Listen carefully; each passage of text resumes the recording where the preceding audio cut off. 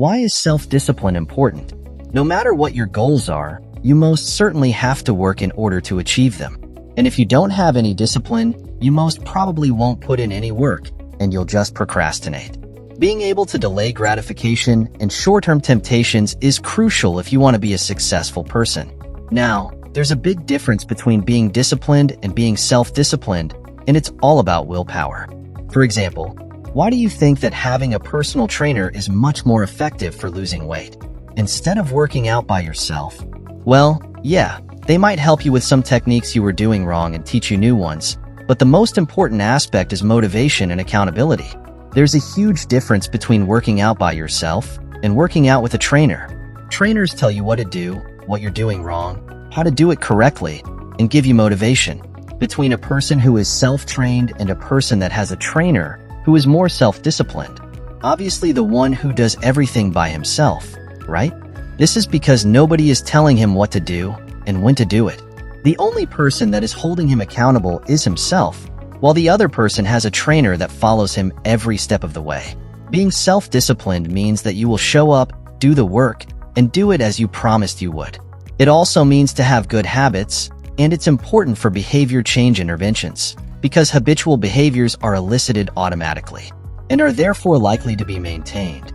You might recognize that you're not self-disciplined. Fortunately for you, this is a skill. It means that you can learn and master it, even if you're starting from zero. In this video, I'm going to show you how to discipline yourself so that you can reach your goals faster and live a healthier life. Let's get into it right now with the 5 rules to building self-discipline. Rule number 1, remove temptations.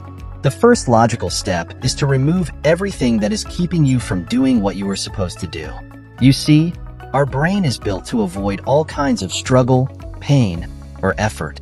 So, between working and watching Netflix, we tend to choose Netflix over working, because it's easier and it's an instant pleasure. It all becomes a lot easier if you have nothing else to do than work. In this case, you could cancel your subscription to Netflix. This can be applied to a variety of things. Are you tempted to go check your Instagram feed? Uninstall Instagram altogether. Now, this might sound a little drastic, and I get that. So here's another thing that you could do without uninstalling all your social media apps and throwing away your TV. Make procrastinating inconvenient. If you work from home and you work from a desk that is 3 feet away from your couch, it is easy for you to get distracted, take a short break, and spend the rest of the day consuming useless snacks while watching useless stuff. Sound familiar? If, however, you are working from your local public library, it's a lot harder for you to procrastinate since you are in a quiet place with little to no distraction, and you don't have your fridge on the left nor your couch on the right to distract you. This way, if you really want to take one of those short breaks on the couch, you'd have to travel all the way back home to get to it, and that's inconvenient. Rule number 2, don't wait for the right mood. Be honest here.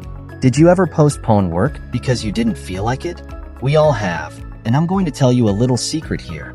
You will probably never feel like it. And even if you do, you'll get started with the work, and then you'll stop after 10 minutes because you won't be in the right mood anymore. As I said before, our brain is not built for productivity. Quite the contrary. It was built for instant gratification, so you shouldn't wait for the right moment. You should do it anyway. Here's a suggestion that will help you, the 3 seconds rule. It's very simple. Whenever you are not doing what you were supposed to, count to 3, then do it. Don't think about it. Don't worry. Just do it. Do you have to get up and study? 1, 2, 3, and you're doing it. Do you have to get out of bed? 1, 2, 3, it's done. The key here is to not think about it. So don't say it slowly. Just execute instantly. Are you learning something new? Rule number 3, properly set achievable goals. Goal setting is also a skill that will help you get things done faster. You have to be realistically ambitious when setting goals. One thing that a famous entrepreneur always says is, if you know exactly the steps to reach your goals, the goal's too small. Studies for goal setting and task performance state that specific and challenging goals lead to higher performance than easy goals. Do your best goals or no goals? Goal setting is most likely to improve task performance when the goals are specific and sufficiently challenging. So, even if you won't actually achieve it, you'll always be more productive. A good goal is an achievable goal that isn't too small. Otherwise, it will feel like you are wasting your potential. It should also have a deadline. A good deadline will help you be more efficient and effective, especially if you make yourself accountable. A few years ago, a friend of mine was working on a music video. This was a very complex project for him and took him a very long time to put everything together. He was both the director and the editor of the video. He had been working on it for a few weeks, and then he realized that he was going absolutely nowhere, and so he decided to challenge himself. That day, he announced to all his fans that the video will be ready and released in just a few weeks. That meant a lot of work in a very short period of time. A few weeks later, after a few late nights, he successfully finished and published the finished music video in time. So the takeaway is, when people hold you accountable, you are more likely to get things done. Rule number 4, think long-term. Abraham Lincoln once said, "The best way to predict the future is to create it." The difference between successful and unsuccessful people is that successful people take action. If they don't like something, they don't complain about it, they work to change it. So I need you to ask yourself the following questions. What are you doing to improve your life right now? Based on daily actions, what does your future look like 3, 5, and 10 years from now? As soon as you print this in your mind, you understand that everything you do today will have a massive influence on the person you will become tomorrow. And this is the best way to motivate yourself to do what you are supposed to do, even if you quote-unquote don't feel like it. Rule number 5, progressively build a productive routine. Start small. You won't change overnight.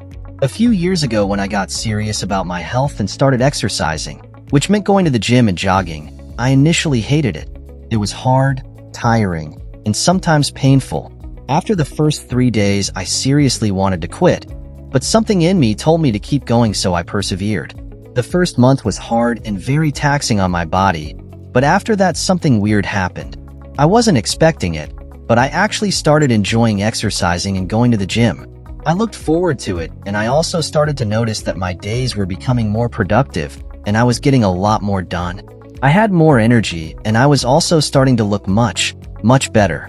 So big results take time to achieve, but with small consistent actions you can achieve them. A great way to get you started is you should wake up at the same time every single day and have a precise plan on what the day looks like. As soon as you wake up, make your bed. This is a great small victory and a great way to get the ball moving. Making your bed in the morning has been proven to increase motivation and productivity throughout the day.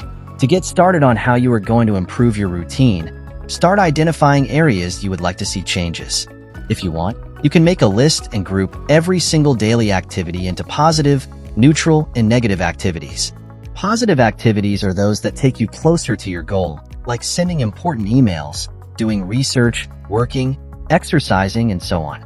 Negative activities are those that take you further from your goal, like spending time with negative people, maintaining unhealthy behavior, etc. Neutral activities are things that waste your time and don't really have any impact on your goals, like being stuck in traffic or mindlessly watching television. As soon as you have your list, you can go ahead and decide how you're going to change your routine. At this point, you're supposed to eliminate all negative and neutral actions. If that's not possible, you might consider asking yourself, how can I turn negative and neutral actions into positive actions?